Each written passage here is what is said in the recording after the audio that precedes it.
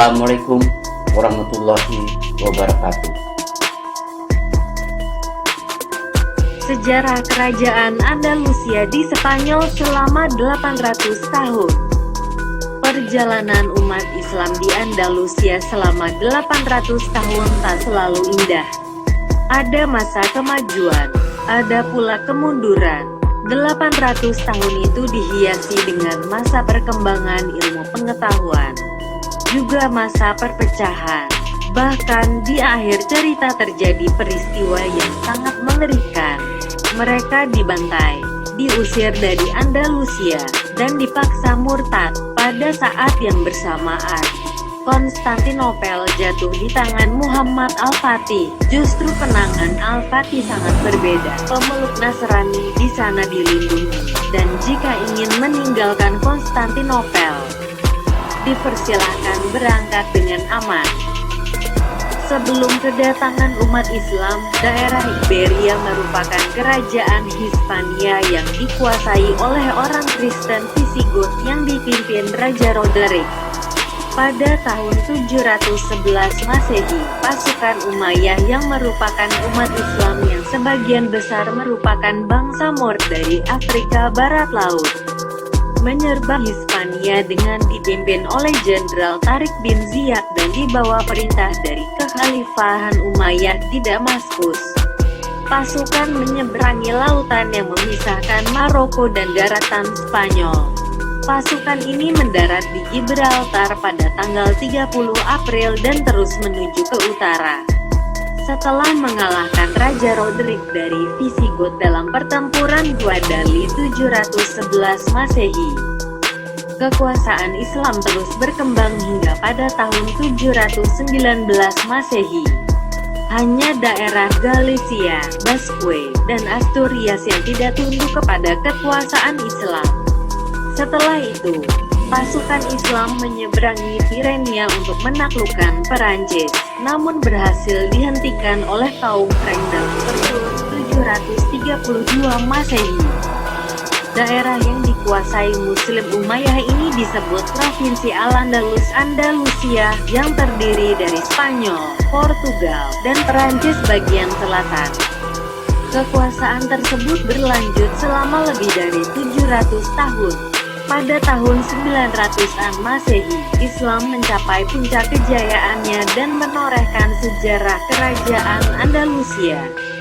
Lebih dari 5 juta Muslim tinggal di daerah tersebut dengan persentase 80% penduduk.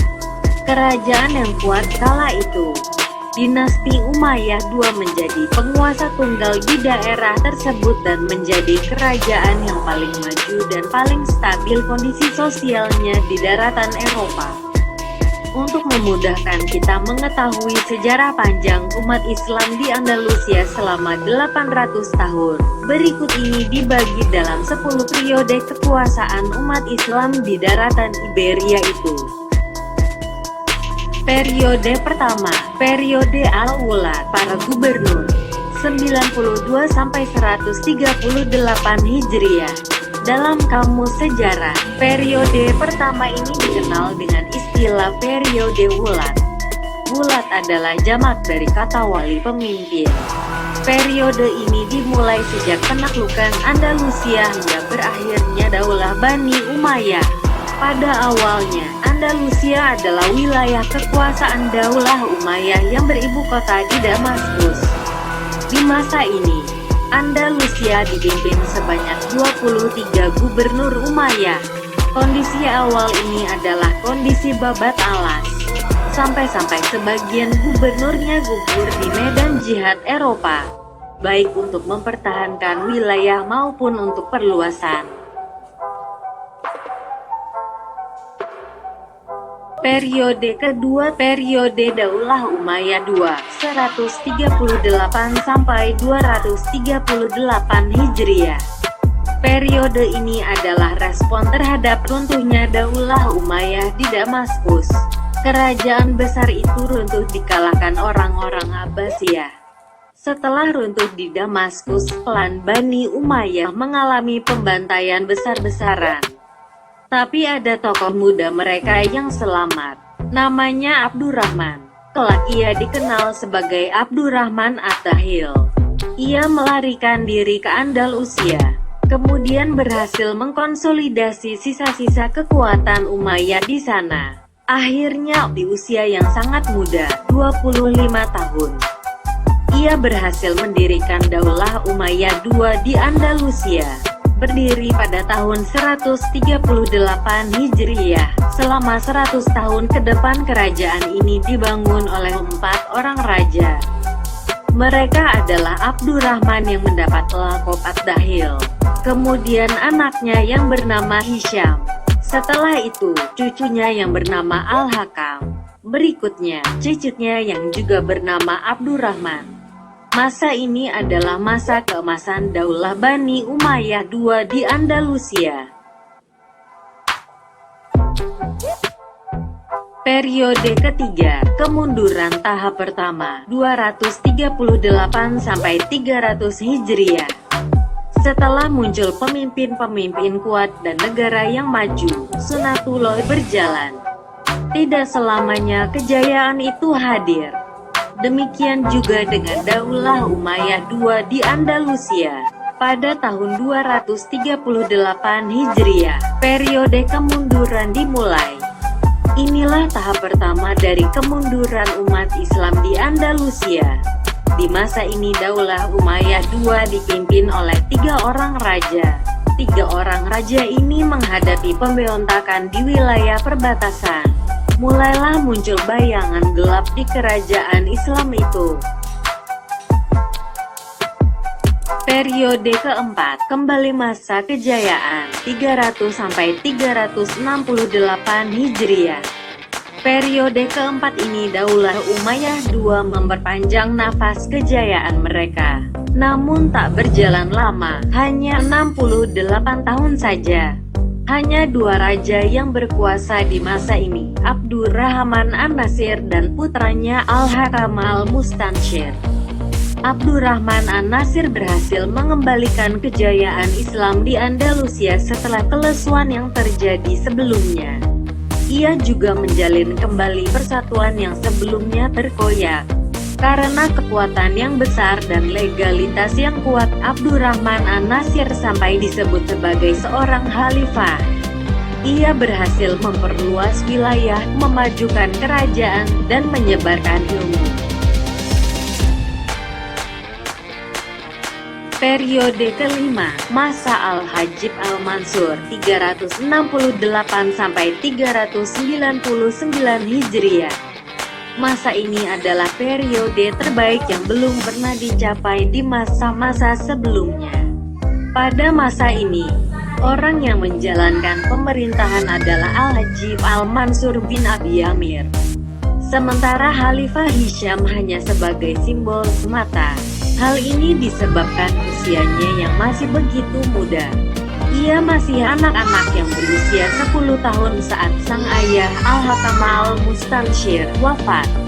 Al-Mansur adalah pemimpin terbesar dan terkuat yang pernah memimpin Andalusia. Kehebatannya melebihi Abdurrahman At-Tahil sekalipun. Jihad fisabilillah begitu kuat di zaman ini. Al-Mansur memimpin hingga 50 pertempuran melawan Nasrani Spanyol. Tak sekalipun ia mengalami kekalahan. Untuk pertama kalinya seluruh wilayah Spanyol dikuasai oleh kaum muslimin.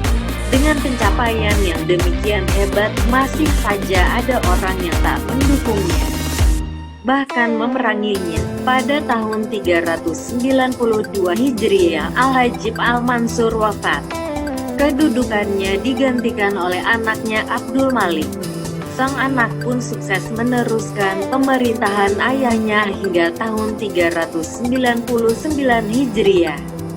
Setelah itu Andalus dirasuki oleh kemunafikan dan kegelapan dalam masa yang panjang. Periode ke-6, periode kekacauan dan runtuhnya Khilafah Umayyah, 399 sampai 422 Hijriah. Di periode ini, Andalusia silih berganti dipimpin oleh khalifah yang lemah.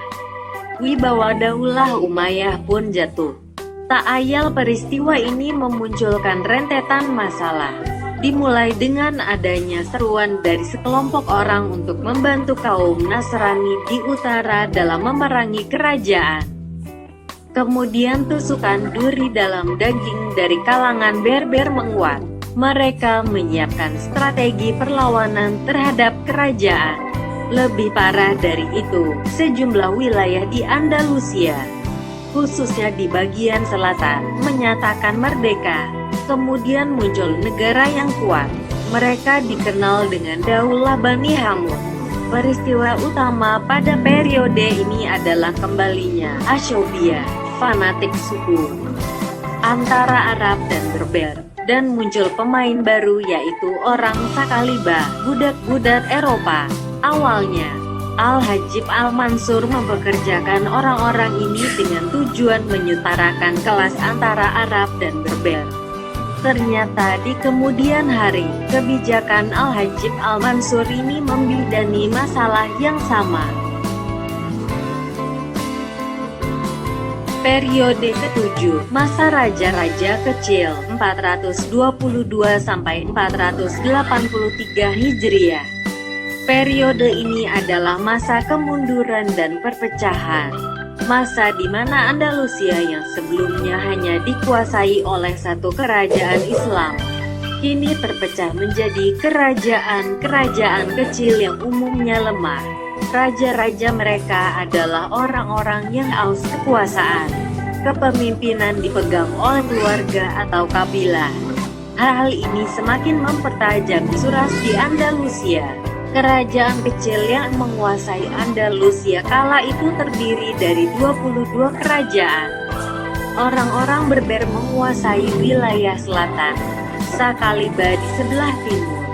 Sisanya dipegang oleh klan-klan Bani Umayyah. Periode ke-8, masa Murabitun, 484–539 Hijriah. Di periode ini, umat Islam kembali merasakan sebagian masa kegemilangan sebelumnya. Murabitun berjasa menaklukkan kerajaan-kerajaan kecil di Andalusia kemudian meleburkannya ke dalam wilayah kekuasaan mereka. Kerajaan yang berpusat di Afrika Utara ini dipimpin oleh seorang raja yang kuat bernama Yusuf bin Tashfin. Yusuf bin Tashfin berhasil mengembalikan wibawa umat Islam di Andalusia, sehingga umat Islam lebih terhormat dan disegani Salibis Spanyol. Ia berhasil menyeberangkan pasukannya dari Afrika Utara menuju Andalusia dan mengalahkan Salibis Spanyol di Perang Zalaco, Battle of Sagrajas tahun 479 Hijriah. Ia berhasil mendesak orang-orang Nasrani dan menghalangi kejahatan mereka atas kaum muslimin Andalusia. Setelah mendapatkan kemenangan, Yusuf bin Tashfin kembali lagi ke pusat pemerintahannya di Maroko. Beberapa tahun kemudian ia kembali lagi ke Andalusia untuk memerangi raja-raja kecil yang kembali bertikai dan membahayakan umat Islam Andalusia. Para ulama Andalus mendukung kebijakan Yusuf bin Tashfin ini, karena tidak ada jalan lain kecuali menaklukkan para raja agar terwujudnya persatuan dan kekuatan. Misi ini berhasil dituntaskan pada tahun 484 Hijriah. Generasi awal Murabitun adalah orang-orang sederhana. Mereka awalnya sekelompok penjaga perbatasan yang taat beragama, kemudian berhasil mendirikan negara. Merekalah yang membawa mazhab Maliki ke tanah Maroko. Mereka cukup berhasil menegakkan pemerintahan yang berjalan di atas syariat. Namun kejayaan kerajaan ini tak berlangsung lama. Murabitun menghadapi pemberontakan Ibnu Tumar, seorang yang mengaku Mahdi. Kelompoknya disebut dengan Muwahhidun. Kelompok ini juga berada di Maroko. Mereka mulai memberontak tahun 515 Hijriah hingga berhasil menggulingkan Murabitun pada tahun 539 Hijriah. Periode ke-9, masa Muwahhidun, 539–630 Hijriah. Orang-orang Muwahhidun adalah para pengikut Mahdi palsu, Muhammad bin Tumar. Mereka memerangi Murabitun kurang lebih selama 25 tahun. Hingga akhirnya Murabitun runtuh pada tahun 539 Hijriah. Mereka pun mendapat warisan kerajaan yang besar. Kerajaan yang kekuasaannya meliputi Maroko dan Andalusia. Setelah berkuasa, mereka memaksakan akidah mereka pada akidah yang merupakan percampuran Mu'tazilah, Jami'ah, Ahlu Taktil, dan Asariyah. Adapun dalam peperangan, mereka memiliki visi yang sama dengan Murabitun. Mereka juga memerangi raja-raja Kristen Spanyol. Mereka memenangkan banyak perang. Dan perang terbesar yang mereka menangkan adalah Perang Al-Arab, Battle of Al-Arqos tahun 591 Hijriah.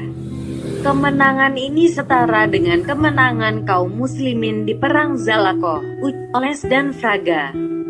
Pada tahun 609 Hijriah, orang-orang Salibis berhasil memperoleh kemenangan besar atas Muwahhidun di Perang Al-Iqab, Battle of Las Navas de Tolosa. Mereka menekuk Muwahhidun dan menyegerakan keruntuhannya. Sebenarnya, kaum muslimin Andalusia juga berkali-kali melakukan pemberontakan terhadap Muwahhidun. Kemungkinan besar pemicunya adalah rusaknya akidah para penguasa kerajaan ini. Periode ke-10, masa pemerintahan Bani al-Ahmar di Granada, 630–897 Hijriah. Setelah runtuhnya Muwahhidun, Andalusia kembali terpecah menjadi wilayah-wilayah kecil yang lemah. Keadaan ini semakin mempermudah Nasrani Spanyol menguasai mereka. Berturut-turut kota-kota strategis jatuh ke tangan mereka, dimulai dari Valencia, Cordoba, Murcia, dan Seville jatuh dalam waktu yang singkat. Keadaan ini memaksa kaum muslimin untuk hijrah ke kerajaan Granada di selatan Andalus. Sebuah kerajaan yang didirikan oleh Muhammad bin Yusuf an-Nasri, yang lakopnya adalah Ibnu al-Ahmar. Kekuasaannya diteruskan oleh anak keturunannya hingga runtuh pada tahun 897 Hijriah. Selama 200 tahun lebih, kerajaan kecil ini remuk redam menahan gempuran Nasrani Spanyol. Di tengah keterpojokan dan boikot, Granada berhasil bertahan secara mandiri. Mereka disokong oleh rakyat yang profesinya bervariasi, mulai dari petani, pedagang, dan industri. Inilah yang menopang kekuatan ekonomi dan militer Granada. Selain itu, mereka juga mendapat bantuan dari Bani Marin di Maroko. Mereka sokong Granada dengan tentara dan persenjataan untuk menghadapi orang-orang Spanyol. Granada mencapai puncak kejayaannya di masa pemerintahan Muhammad V dari Bani Ahmar 763 Hijriah. Setelah itu terjadilah perpecahan dan perang saudara di tengah Bani Ahmar, khususnya perselisihan antara Ali Abu Hasan dengan anaknya Abu Abdullah. Kerusakan di tubuh kerajaan pun tak terhindarkan. Di sisi lain, raja-raja Spanyol bersatu di bawah pimpinan Ferdinand dan Isabella. Mereka semua bersekutu menghadapi Granada. Mulai tahun 895 Hijriah, orang-orang Spanyol tanpa ampun menggempur Granada. Akhirnya Granada menyerah, tepatnya pada 21 Muharram 897 Hijriah. Runtuhlah benteng terakhir umat Islam di Andalusia itu. Dengan runtuhnya Granada, umat Islam menghadapi babak baru, babak sejarah yang sangat memilukan untuk diceritakan. Jutaan umat Islam dibantai dan disiksa. Sebagian lainnya dipaksa murtad memeluk Kristen. Inilah halaman penutup dari 800-an tahun kekuasaan umat Islam di Andalusia. Peninggalan sejarah. Sejarah kerajaan Andalusia meninggalkan beberapa tempat bersejarah. Walaupun pembersihan terhadap Islam berhasil dan jejak Islam sudah tidak terlihat. Berikut di antaranya peninggalan sejarah kerajaan Andalusia. 1. Sebuah bangunan megah di Cordoba menjadi salah satu saksi sejarah, yaitu Mezquita Cathedral Cordoba. Bangunan ini memiliki cerita sejarah masing-masing. Bagi umat Islam, bangunan tersebut adalah sebuah masjid yang kini dialihfungsikan sebagai katedral. Sebaliknya, bagi umat Kristen, bangunan ini merupakan gereja yang diubah menjadi masjid, lalu kembali diubah menjadi katedral. 2. Medinat Al-Zahra yang merupakan reruntuhan dari kerajaan Islam yang dibangun pada tahun 936. 3. Di Granada, terdapat sebuah kompleks istana yang juga menjadi benteng yang megah. Bangunan ini dibangun pada saat Kekaisaran Bani Umayyah. Yang tersisa adalah kemegahan istana yang dulu sempat dijuluki Paradise on Earth. 4. Pegunungan Alpujarra di Granada yang memiliki bentuk bangunan, macam kaligrafi dan pernik kecil lain yang melambangkan sejarah pada masa lalu. 5. Kota Ronda yang berada di pegunungan Sierra Ronda yang kental dengan aksen Moorish dan terdapat bangunan batu yang tua. Demikian kisah kerajaan Andalusia di Spanyol selama 800 tahun. Dari masa kejayaan sampai keruntuhannya, dan jejak peninggalan kejayaannya masih terlihat sampai sekarang. Wallahu a'lam bishawab. Semoga bermanfaat. Assalamualaikum warahmatullahi wabarakatuh.